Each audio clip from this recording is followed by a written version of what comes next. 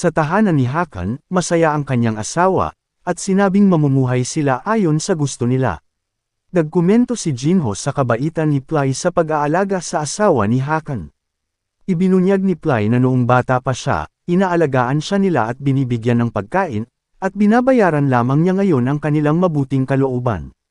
Ipinahayag ni Hakan at ng kanyang asawa ang kanilang pasasalamat at nangakong gagamutan sila. Pag-alis nila, binigyan ni Jinho ng pera si Play at pinakiusapan niya itong alagaan si Hakan at ang kanyang asawa. Nagtanong si Play kung bakit niya ginagawa ang pagtulong sa kanila. Sumagot si Jinho, walang partikular na dahilan, sila ay mga tapat na tao, at nagpasya akong tulungan sila. Kinabukasan, nagising si Jinho at nagulat siya sa maraming system message. Napagtanto niya na tumaas ang kanyang karangalan dahil sa dungeon na na-cleared niya. Nakakuha rin siya ng bagong title na tinatawag na Opener of Spring na may 2 puntos. Ang kanyang karangalan ay lumampas sa higit sa 1,000 na sapat na upang lapitan ang isang marangal na maharlika. May inihandang special treat si Jinho para kay Frost. At nagtanong dito si Frost kung bakit siya magbibigay ng special treat. Sumagot si Jinho na masaya siya matapos tumaas ang kanyang karangalan. Kumain si Frost, at tinanong siya ni Jinho kung masarap ba ito. Tuwang-tuwa siya at sinabing perpekto ito. Pero lingid sa kanyang kaalaman, naglagay si Jinho ng spirit stone sa cake. Pagkatapos ay nagpasya si Jinho na mag-focus sa pag-level, at maghanap ng impormasyon tungkol sa mga halimaw na naglalabas ng mga magic power sa komunidad. Gayunpaman, napagtanto niyang nakalock ang kanyang information board at news board. Upang i-unlock ang mga ito, kailangan niyang mangolekta ng player points. Nagtanong siya kay Frost tungkol sa player points, at ipinaliwanag na ito ay digital currency na nakukuha sa pamamagitan ng pagsali sa mga aktibidad sa komunidad. Naisip ni Jinho na ang pagsali sa mga ganoong aktibidad ng buong araw para lamang makakuha ng player points, ay hindi praktikal. Tinawagan ni Jinho si Yuna at tinanong kung may mas mabilis na paraan para makakolekta ng player points. Sinabi ni Yuna sa kanya ang tungkol sa video board, kung saan maaari siyang mag-upload ng mga video sa pangangaso, o mga video sa pagsalakay sa mga boss monster. Kung mas maraming views ang kanyang makukuha, mas maraming points ang maaari niyang maipon. Sinabi ni Jinho na maaari siyang mag-level up dito, habang nakakakuha ng player points. Nagtanong si Yuna kung may iba pa siyang gustong itanong. Nagtanong si Jinho kung narinig ba niya ang tungkol sa mga halimaw na gumagamit ng nakamamatay na mahika. Nagulat si Yuna, at sinabing hindi pa niya ito narinig. Nagtataka si Yuna kung bakit ganoon ang tinanong ni Jinho. Nagpasalamat si Jinho sa impormasyon at tinapos na ang tawag. Sinabi ni Frost na siya ay masyadong inosente, o baka nagkukunwaring hindi niya alam. Sinabi ni Jinho na may posibilidad na alam ng Big Six ang impormasyon at nagpas siyang itago ito, pero may isa pang posibilidad na hindi nila alam ang tungkol talaga dito. 25 taon na ang nakalipas mula nang binuksan ang ikalawang palapag, at walang impormasyon tungkol sa mga halimaw na kayang gumamit ng mga mahika. Nangangahulugan na ang mga nilalang na ito ay lumitaw lamang kamakailan. At nagpasya si Jinho na hindi mag-aksaya ng oras. Nagtanong si Frost kung plano niyang pumunta sa hunting grounds, kung saan positibong kinumpirma ito ni Jinho. Sa hunting ground, tinalakay ni Jinho ang pagiging mabuti ng pagtutulungan ng magkakasama. Una, hiniling niya kay Frost na magsagawa ng slime quest para masuri kung gaano kalaki ang lakas ng kanyang kapangyarihan matapos makakonsume ng spirit stone. At tinanong siya ni Jinho kung kailangan niya ng anumang armas. Ipinaliwanag ni Frost na ang kanyang kapangyarihan ay nakabase sa kanyang mental na lakas, na kailangang manatiling matalas, at siya ay nasa sabik na ipakita ang kanyang mga kasanayan sa pangangaso. Habang nag-uusap sila, pinalibutan sila ng isang grupo ng mga slime. Pinitik ni Frost ang kanyang mga daliri, na pinalamig ang lugar, at pagkatapos ay winasak ang mga slime sa ilang piraso. Siya ay nasisiyahan na ipakita ang kanyang mga kakayahan, pero pinaalalahanan siya ni Jinho na ang kanyang quest ay mangolekta ng mga core ng slime, at hindi ang wasakin ang mga ito. Habang lumipat sila sa iba't ibang lokasyon, patuloy na sinusundan sila ng mga slime. Pina-freeze muli sila ni Frost, at sa pagkakataong ito ay lumikha siya ng mga sibat upang kunin ang mga core. Napahanga si Jinho at pinuri siya sa bilis ng pagkakagawa niya ng mga sibat na iyon, at sa timing niya. Itinalaga siya ni Jinho bilang isang support, at pagkatapos ay hiniling kay Frost na magpatawag ng isang Ice Golem. Nang tawagin ang Ice Golem, nagtanong si Jinho kung mayroon silang sariling kamalayan. Ipinaliwanag ni Frost na meron sila, ngunit sila ay sobrang tahimik, kaya kinokontrol niya sila pagdating sa labanan. Sinabi ni Jinho na kung maaari niyang suportahan siya sa laban, at kontrolin ang golem ng sabay-sabay. Si Frost, na ipinagmamalaki ang kanyang posisyon bilang Frost Queen na nagyelo sa mundo, ay nagsabi na huwag siyang maliitin. Pagkatapos makapag-ipon ng maraming slime core, pinuri siya ni Jinho. Pinag-isipan ni Jinho kung ang golem ay kayang magkaroon ng kahit kaunting katalinuhan, pero nagpahayag naman siya ng satisfaction sa kinalabasan. Pinanggit ni Jinho na kailangan nilang maghanda ng iba't ibang bagay sa sandaling makarating sila sa lungsod. Nagtanong si Frost kung hindi ba siya magfo-focus sa pagle-level up.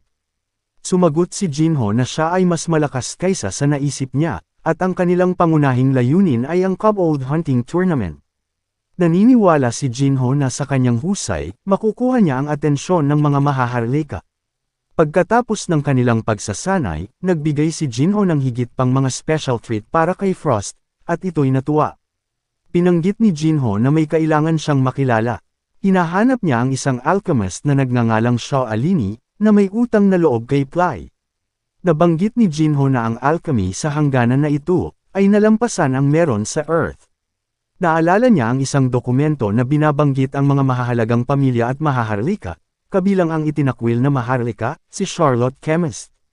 Na siya ay may sapat na kasanayan upang makuha ang atensyon ng Big Six, gayunpaman, nagtaka si Jinho kung bakit nagtatago siya sa likod ng isang pekeng pangalan.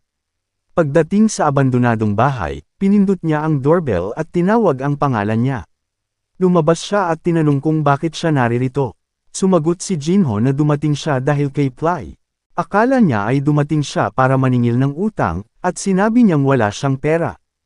Nilinaw ni Jinho na hindi siya pumunta dito para mangolekta ng pera, sa halip, maaari siyang matulungan sa pagbabayad ng lahat ng kanyang mga utang. Nagulat siya sa sagot nito, at pinapasok niya si Jinho. Mayroon lamang hihilingin si Jinho, na sinasabi na siya ay isang alchemist.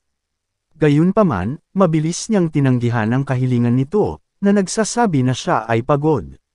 Iginiit ni Jinho na pagkatapos mapakinggan ang kanyang hiling, ay tiyak na tatanggapin niya ito. Ipinakita ni Jinho ang core ng Cinder Fox, at siya ay namangha. Inihiling ni Jinho na gumawa siya ng potion gamit ang core na ito. Sa umpisa ay nag-aalinlangan, at sinabi niya na hindi siya mahuhulog sa kanyang mga panlilinlang, pero sa nakikitang core, hindi niya kayang tanggihan ang kahilingan. Tinanong niya si Jinho kung ano ang gusto niyang gawin mula rito. Iniling ni Jinho na gumawa siya ng potion na magpapalakas sa kanyang isipan. Sumagot siya na kaya niyang gawin iyon, at idiniin ang pangangailangan para sa patas na pagbabayad.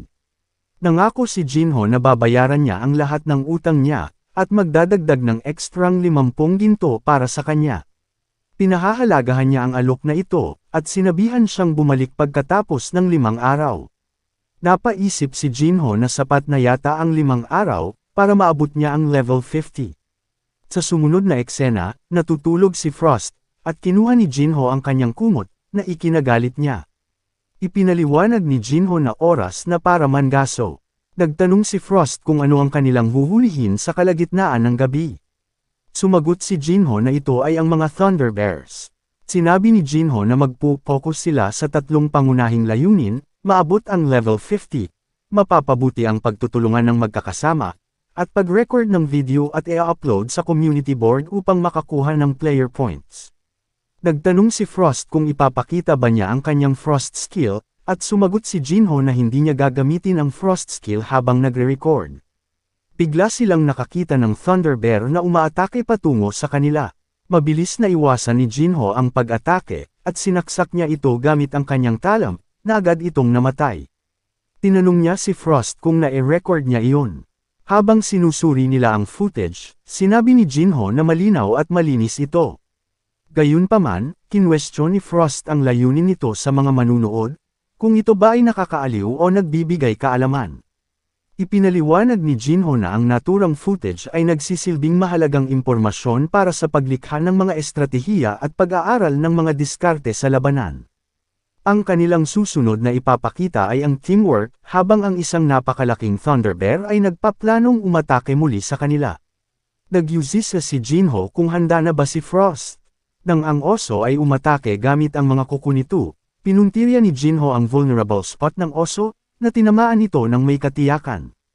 Sa kabila ng mga agresibong pag-atake ni Jinho, gumanti naman ang oso, at nilapitan siya. Sa isang mabilis na paggalaw, si Frost ay gumawa ng isang higanteng kalasag sa tamang oras, na epektibong nakaharang sa pag-atake ng oso at naprotektahan si Jinho. Sinamantala ang distraction na dulot ng kalasag, mabilis na tinapos ni Frost ang pag-abanti ng oso sa pamamagitan ng paggawa ng mga yelong sibat, na nagbigay ng magandang pag-atake at napabagsak ang Thunder Bear. Ipinahayag ni Jinho na makakagawa sila ng magandang video sa pamamagitan ng pakikipaglaban sa isang boss monster. Gayunpaman, iminungkahi ni Frost na manood muna ng mga video ng iba, upang matuto mula sa kanilang mga karanasan. Pagkatapos ay nagbukas si Jinho ng regional channel kung saan may humihingi ng tulong. Sa sumunod na eksena, isang grupo ng mga tao ang makikitang hinahabol ng Thunder Bears. Ang isa sa kanila, sa desperasyon, ay nag-utos sa iba na magpaputok ng mga flare sa kalangitan bilang senyales ng paghingi ng tulong. Gayunpaman, nagtanong ang kanyang kasamahan kung may tutulong ba sa kanila. Binanggit niya na may presensya ng isang pangkat sa hunting ground, at nagpahayag na sana'y tulungan sila. Sabay na napansin ni Jinho at Frost ang pagkislap ng kalangitan. Inikayat ni Frost si Jinho na pumunta at tulungan sila. Binigyang diin niya na kung ma-record nila ang rescue, makakakuha sila ng maraming views at makakakuha ng player points. Gayunpaman, nag-alinlangan si Jinho, iniisip kung ito ay maaaring maging isang bitag na itinakda ng isang tao. Iminungkahi ni Frost na kung ang sitwasyong iyon ay isang kasinungalingan, maaari nilang i-record ang mga taong iyon na sinasamantala ang ibang mga manlalaro. Sa ganitong paraan, anuman ang kalalabasan, hindi sila malulugi. Magiging win-win situation ito para sa kanila.